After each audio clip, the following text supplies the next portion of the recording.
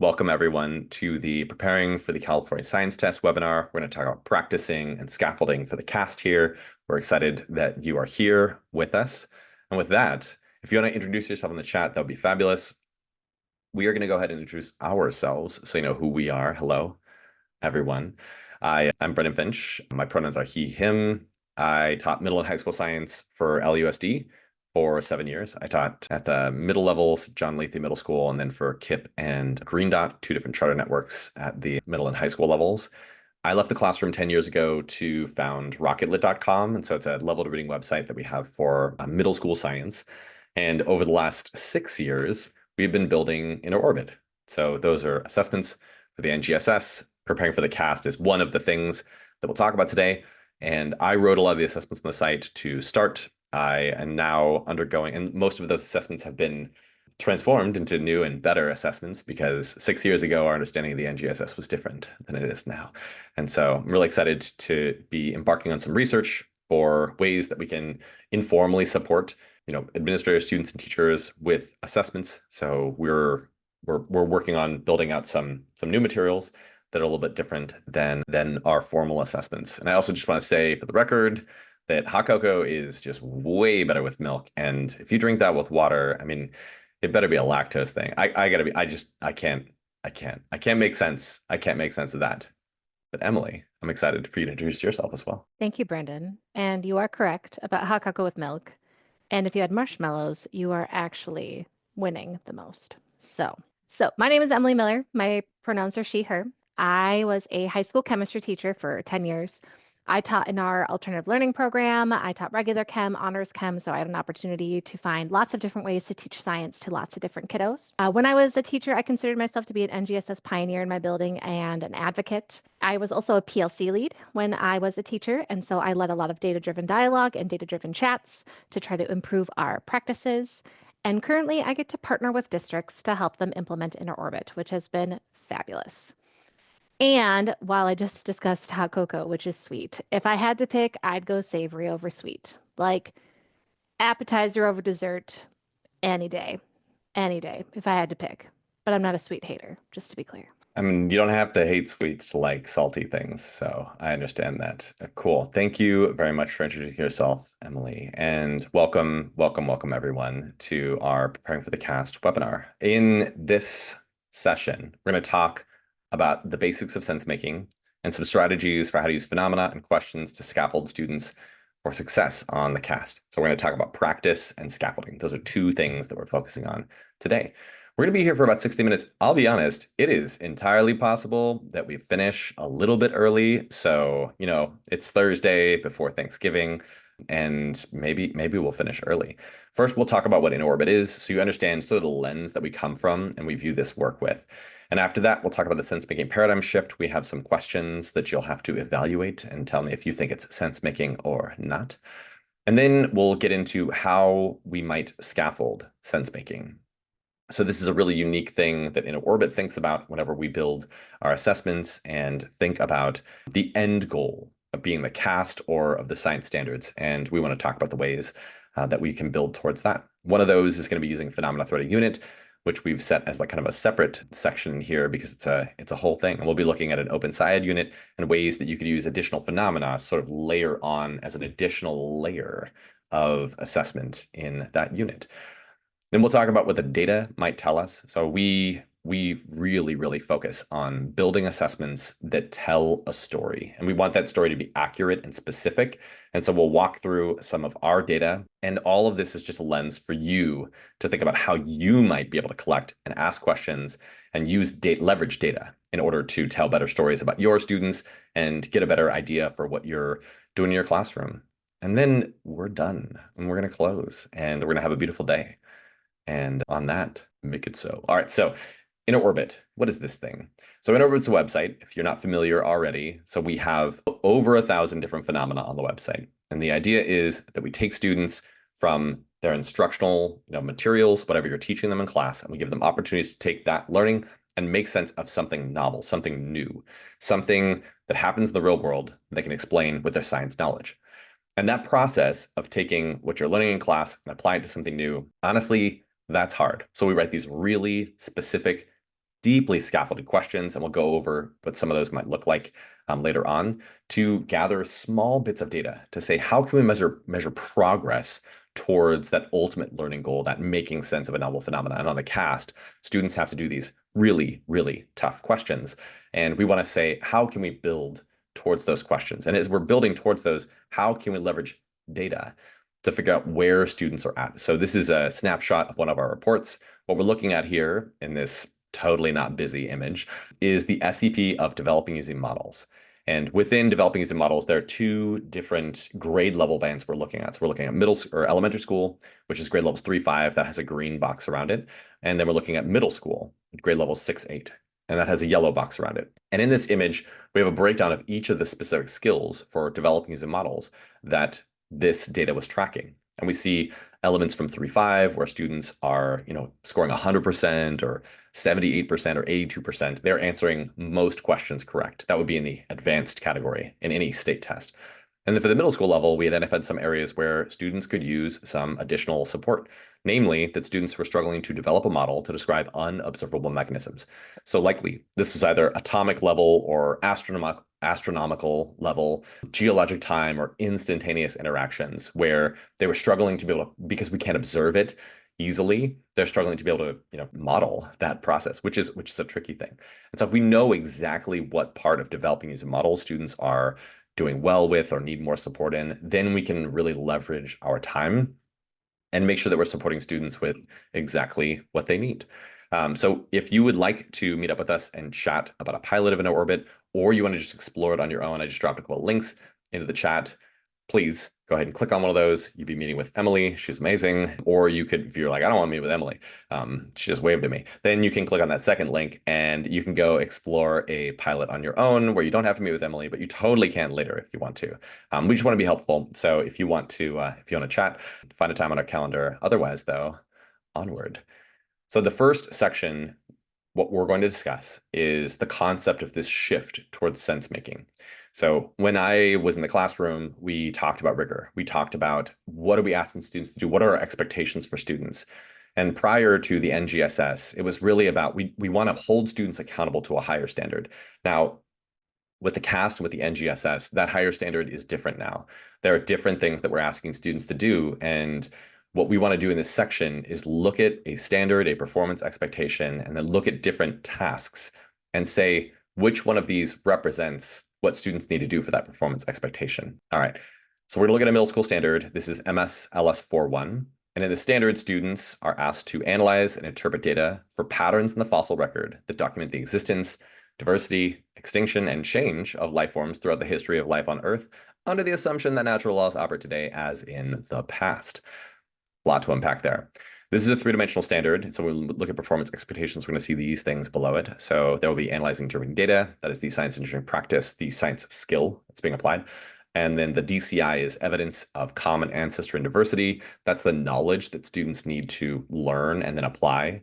And then finally, the cross-cutting concept is patterns, which is kind of the lens that students are going to use to look at this. So in this, very specifically, graphs, charts, and images can be used to identify patterns in data. All right, we're in a classroom together right now, and we're going through an instructional unit. And in the unit, we're going to use this image in our instruction. And we're going to ask students, all right, what do you notice and wonder about this image? And then slowly throughout the course of like days or weeks, we're going to parse this image and say, when we look at the fossil record, when we look at layers of rock, we're able to use, the law of superposition and also, carbon dating and other things to determine that different fossils have lived at different, or can be found at different layers, and maybe therefore have lived at different times, and that fossils have changed, like living things have changed on Earth over time. All right, boom. Instruction done. We're moving on to our next session. Now, what I want you to consider now is we're going to observe 4 different teachers and the assessments that they give their students. And the standard that we're looking at is over here on the right-hand side. So analyze and interpret data for patterns in the fossil record that document the existence, but I'm not going to read the whole thing. And then right below that is our instructional image that we used. So I want you to hold that in your mind, that there's the standard here and there's an instructional image down there. And now we're going to observe these 4 teachers, and each of these teachers has a rigorous task for students to go through.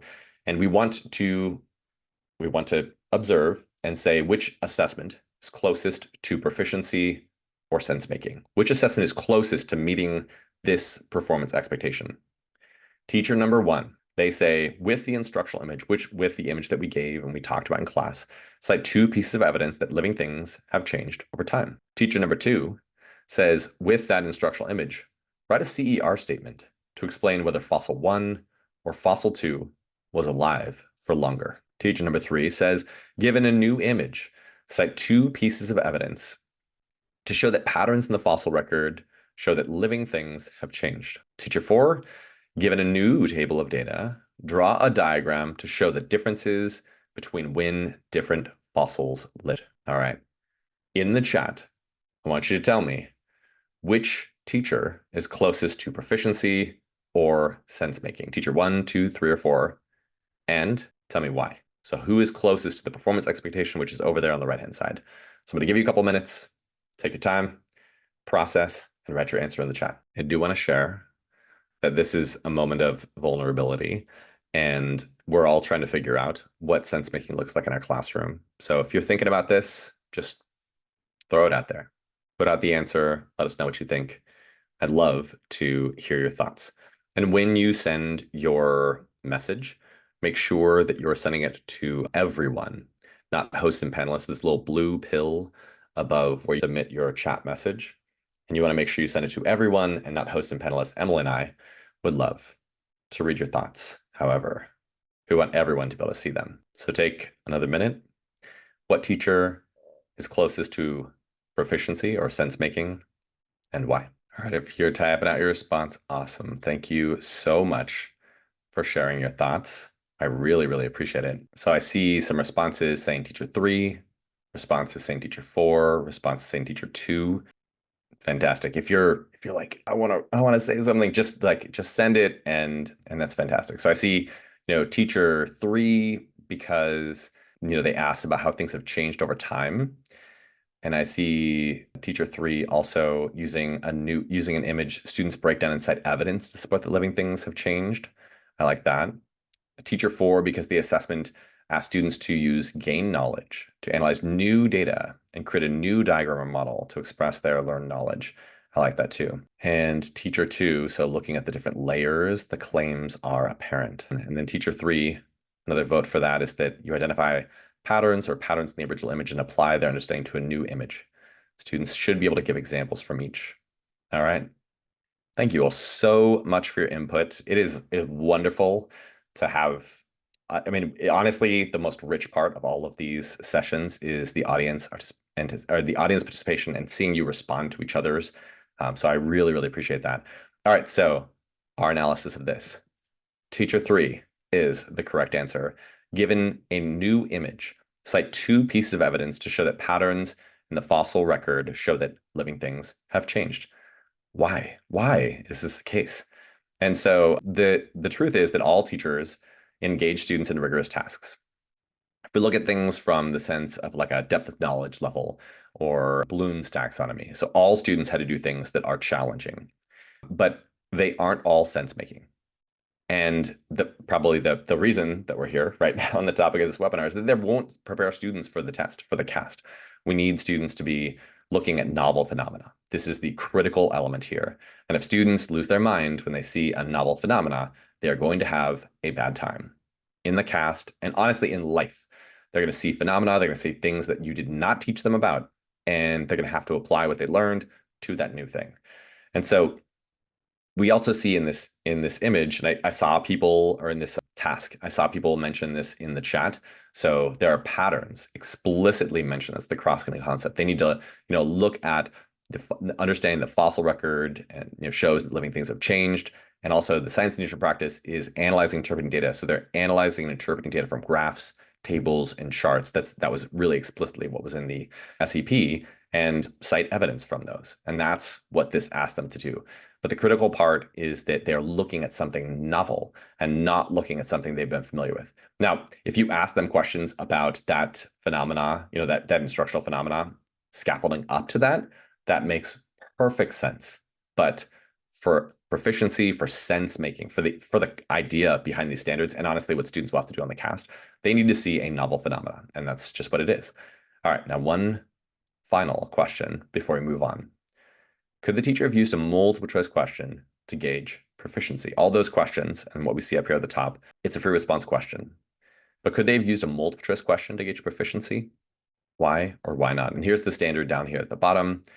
Analyze and interpret data for patterns in the fossil record that document the existence, diversity, extinction, and change of life forms throughout the history of life on Earth under the assumption that natural laws operate today as in the past. So could they have used a multiple choice question to gauge proficiency? Why or why not? Take a minute to write your answer down and send it to us in the chat. So I'm seeing some responses in the chat that say theoretically it's going to be done, but it's difficult to write. As somebody who has engaged in that work before, it is definitely a challenge to write those things. You'd still have to have a new image or chart, and so new information would have to be given. I totally agree with that. Fantastic. But these are challenging questions. I agree. And if you're still writing a response, take your time and let us know. But I think that the truth is, so what the standard asks students to do is to analyze and interpret data for patterns. And so they have to be able to analyze data. And so the tricky part about multiple choice questions around standards like this is that they need to show a justification. So they're looking at evidence, they're looking at analyzing that data, and then they need to be able to interpret it. So the analysis is pulling evidence, interpretation is a communication of what the data said.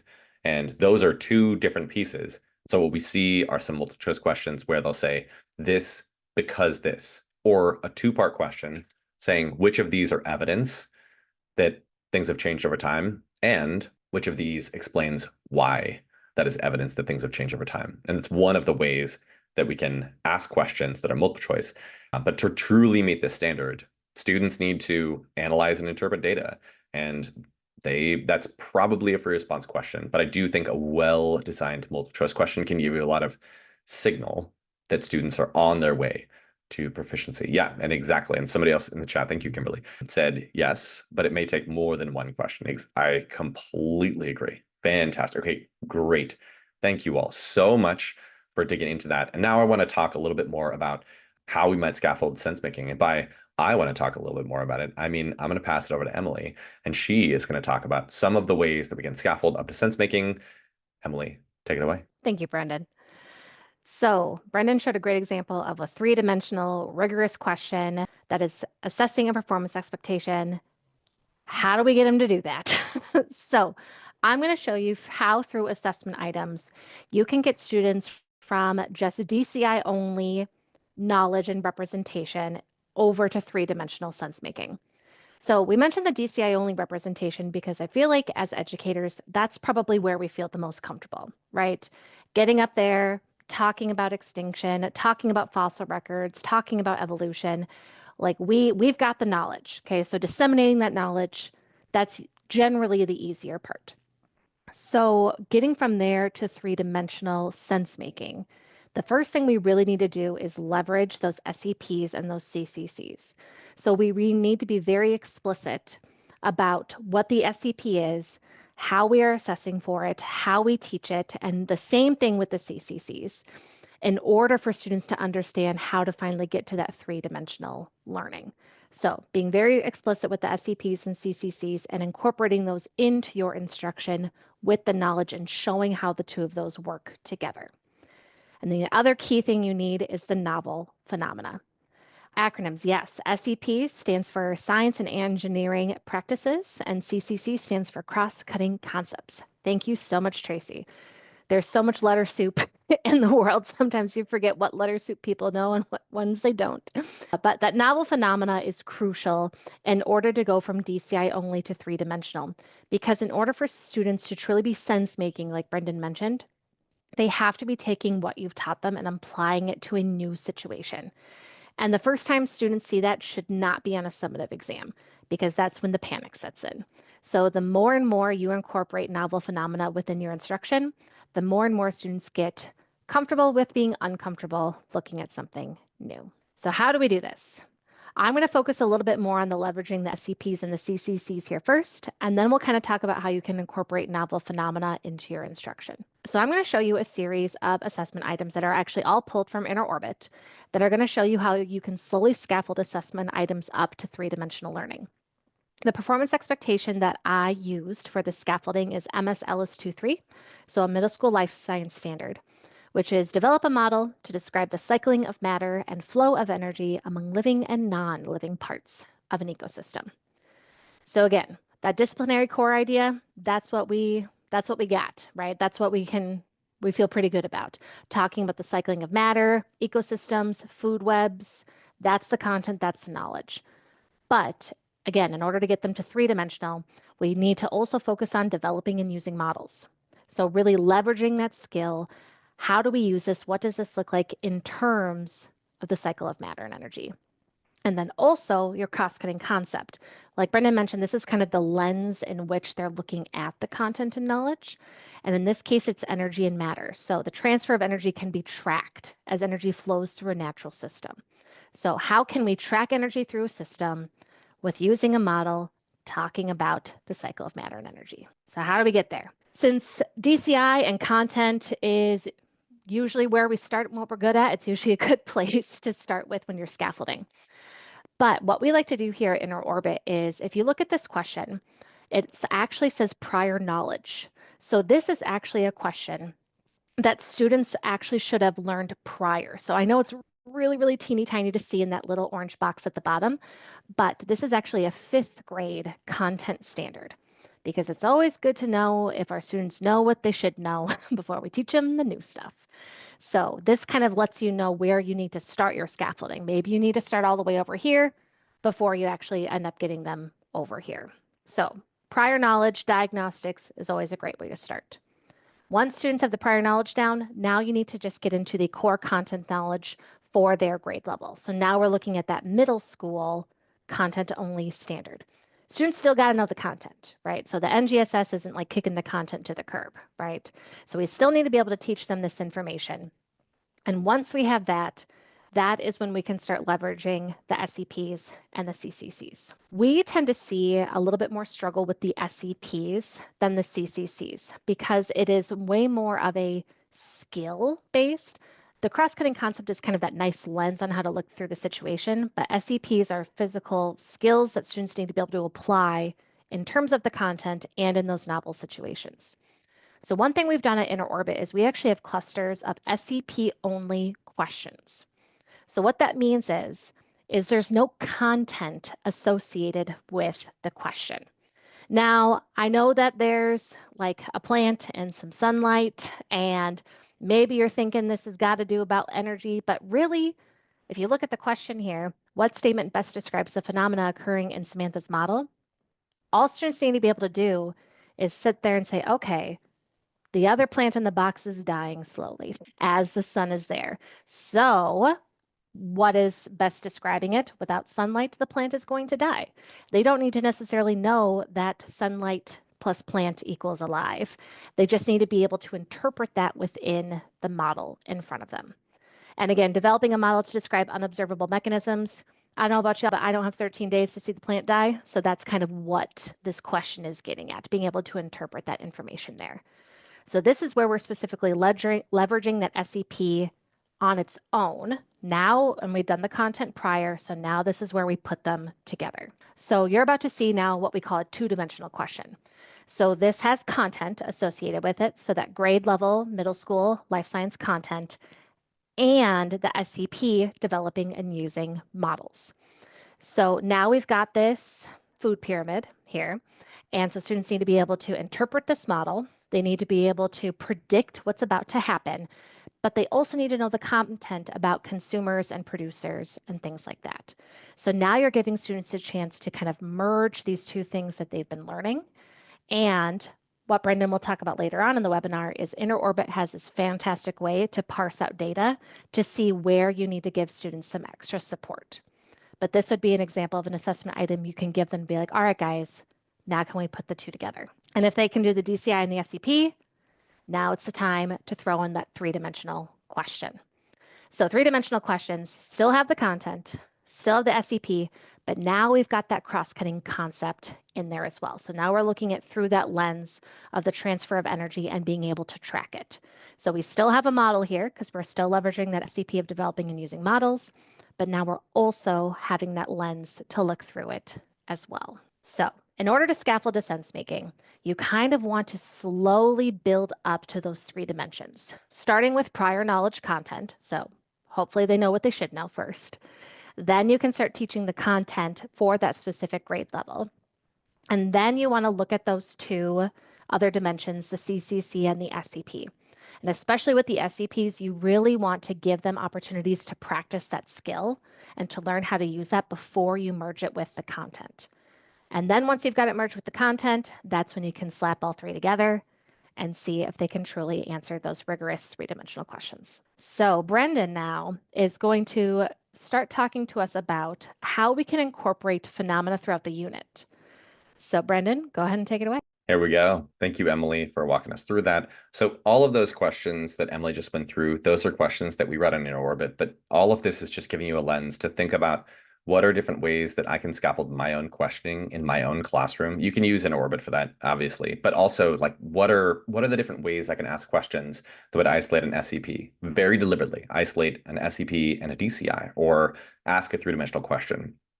And we'll look at the data later, and it's going to help us to figure out where students are struggling, so you know where to spend your precious instructional time. So as we just talked about, there are ways that you can leverage SCPs and cross-cutting concepts to help students access 3-dimensional rigorous performances.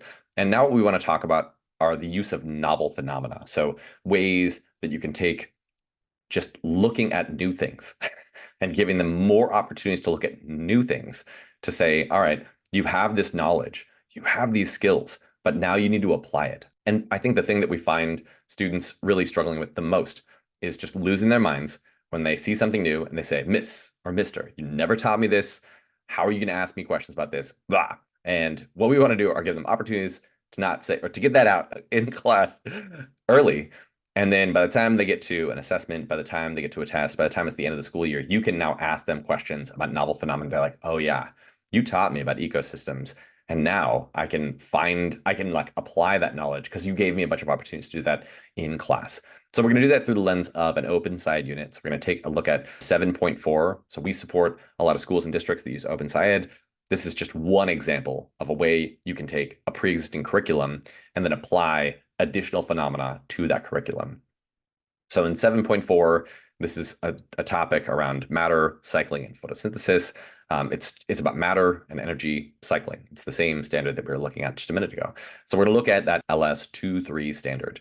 And in this standard, again, just to go back over, students have to develop a model to describe the cycling of matter and flow of energy among living and non-living parts of an ecosystem. And in this, so we can consider ways to promote the developing and using of models. We want students to understand that food and that energy and matter flow in an ecosystem, and that we can track those things. So you can see there's energy that goes to the plant. That plant is consumed by something else. That something else is consumed by something else. That's something else. And like now that energy goes somewhere else, and we can track those things. So what we want to show you is a roadmap for how you might use multiple different phenomena in your classroom. We pulled these phenomena from the InOrbit website. Obviously, you can take these phenomena from anywhere you want. And what we want to give is a lens for how we can layer on other sense-making opportunities on top of what already exist in really well-aligned 3-dimensional curricula. So in Open SciEd, you're going to find an all well-aligned curriculum. You're going to find an anchor phenomena. This means there's kind of like this onion that's complex that students are going to slowly peel apart throughout the course of an entire unit, and they'll slowly begin to make sense of that phenomena. And so an instruction from lesson 12 to lesson 13 to lesson 14, this standard, this MS-LS23 standard, is going to be slowly sort of like unveiled for students. And at the end of this unit, they should be able to make sense of a novel phenomena.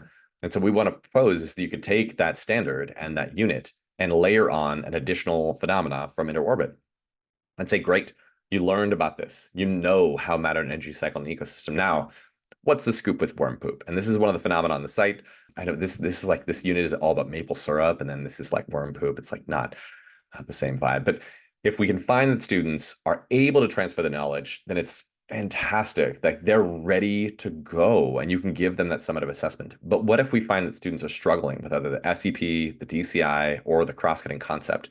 Then what we can do is we can use that data to go back and re-instruct, revisit the content, revisit these skills, revisit the cross-cutting concepts, or just ask pointed questions to our students over time to see if they're making, if we can get them to, get to where we want them to be. And I think one big thing about these standards is they are grade level band standards. So we don't expect students at the end of a unit to have mastery over a standard. We want them to have mastery over these standards by the end of a grade level band. They're middle school standards. And so you're building upon prior skills and prior knowledge, and you're adding on to that as students go from sixth to seventh to eighth grade. And so at the end of the unit, you can offer them, obviously, the summative assessment on Open SciEd. And in addition, we could say, why are sea otters called guardians of the kelp forest? And how does this trap fit in a web? And we can offer additional opportunities for students to take what they're learning in class about maple syrup and the cycling of matter and energy in ecosystems and look at these other assessments and these other phenomena. And on inner orbit for this one standard, we actually have 107 different questions, and there's 6 different phenomena. And students can continuously just take what they're learning in class and keep on applying those to novel phenomena. We can do that as group work. We can do that as smaller formative assessments or little do nows. We can notice and wonder, and we can give them lots of opportunities to take what they're learning in class and apply that to these novel things. And with that, I'm really excited to walk you through some of the data that you can gather on inner orbit. And what we really want to do is think about, if we asked that formative assessment, that what's the scoop with worm poop, and we gave students those questions, and we had some one-dimensional, some two-dimensional, and three-dimensional questions on there. What could we then do with that data? What kind of data can we pull from questions like that? And then what can we do with it? And so our data on inner orbit, what we seek to do are tell very specific stories and very accurate stories about what students are able to do and where they need more support. And so we have some questions that are tagged with the DCI. That could be a one-dimensional knowledge question. It could be a two-dimensional question with that knowledge in something else, like an SCP or a cross-cutting concept, or it could be a three-dimensional question. So there's multiple question types that feed into this data. And so if we look at, the ecosystem interactions and dynamics, that was the standard that we're assessing here. We can ask questions about the 3-5 grade level, those prior knowledge questions, and say, are students ready for on-grade level content? Do they have readiness to do that? And if they do, that's fantastic. Then we can move on to the middle school content. And maybe we're going to find that students are going to be struggling with the concept of food webs as a model to show that matter and energy cycle in an ecosystem. And after we go through the DCIs, we can then layer on additional content and say, all right, so we asked, we know that maybe you're struggling with the DCI. How are you doing with the SEP? And if we ask questions that are pointedly 1, 2, or 3-dimensional, then we can get at and say, all right, for developing these models, you nailed it on all the questions at the elementary level. But there were some parts of the standard at the middle school level that students may need extra support. And so what we need to do are give you more opportunities to use models to tell a story, to describe something that's happening here. So how can you develop a model to describe or predict a phenomena, or how can you use a model to describe or predict a phenomena? And that's something that we can easily build in our classrooms, opportunities for students to evaluate each other's models, or to build a model to describe just mundane things in the classroom that either describe that thing or predict what that thing might do next. And those are easy things for us to come up with. I think it's really, really nice as long as we know what we need to focus on. The tricky part is figuring out what we're supposed to do next. And as far as other SCPs are concerned, as we gather more data and we go through more units, we may find other areas where actually students need more support with planning and code investigations than they do with developing some models. And though, they struggled relatively with that 6-8 standard, 77% is fantastic. If students are scoring at that level, you do not need to worry about where they're at. We can also dive into the cross-cutting concepts. And this is, I think, one of the more neglected areas of the standards, but it is incredibly important for students to be able to use different lenses to view different phenomena. And so how do energy and matter flow? How are energy and matter conserved? How do they cycle within different systems? We can look at the different pieces of this cross-cutting concept and say, all right, there are actually some areas in here where students are doing really well, where they've answered questions, understand that energy takes different forms, like they know this. But where they struggled is that the transfer of energy can be tracked as energy flows through a designed or natural system. And if we know that that's a place where students are struggling, then every time we come to a phenomenon, every time we're in a lesson, every time, and this can be something in physical, life, or earth science, we can say, where did the energy come from? And where's it going after this? Does it go one place? Does it go to two places? And so, like in an ecosystem, energy is, consumed and integrated into a new system, or it's lost as heat and it enters, like the larger Earth system. And so we can follow that energy as it is, like captured or released in different natural processes. And that's it, y'all. Thank you so much for being here. We finished a little bit early, which I'm quite proud of. Sometimes we can be a bit verbose and talk a little longer than we intended to. But thank you all so much for being here. If you'd like to find a time to chat about a pilot, I'm going to drop a link to that in the chat. If you have any questions for Emily and I, we would love to answer your questions. You can find a time to chat with us. You can also follow us on social media. Our YouTube channel is where all of these videos are posted. So as you go through and watch these, if this was enjoyable for you, we have lots more content on our YouTube channel as well. But otherwise, thank you all so much for being here. We are grateful for you taking the time to grow your practice and better understand sense making and how you might practice and prepare students for the cast. I hope you have a beautiful evening. And if you have questions, let us know. Otherwise, take care, everyone.